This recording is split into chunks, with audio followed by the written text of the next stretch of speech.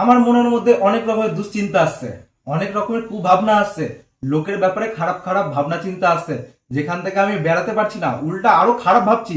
তো আমাকে কি করতে হবে? আমাকে নাম জপ করতে হবে। এখান থেকে বাঁচতে গেলে নাম জপ করতে হবে। কেমন করে?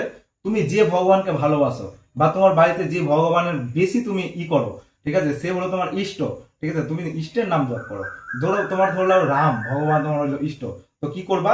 এখানে 108টা পুঁথি আছে, 108 বার তুমি নাম জপ করবা।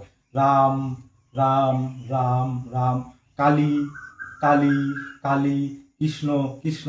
এটা কি বলতো, আমি তোমাকে নাম জপ করার মানে পদ্ধতিটা দেখাচ্ছি, মন্ত্র জপ করার না। নাম জপ যে কোনো অবস্থাতে, যে কোনো ভাবে, যে কোনো রূপে তুমি করতে পারো, মন্ত্র না কিন্তু।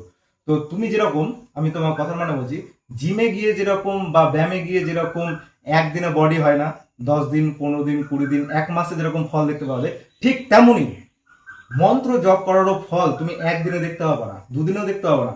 তুমি 1 মাস করো, 100%, 2 মাস করো, তুমি নিজের মধ্যে পরিবর্তন দেখতে পাবা। নিজেকে তুমি দেব মানুষ মনে করবা, দেব, দেব মানে দেবতা মনে করবা। আর 100% তোমার ওই দুশ্চিন্তা, কুকর্ম, অধর্ম থেকে তুমি মুক্তি পাবা, 100%।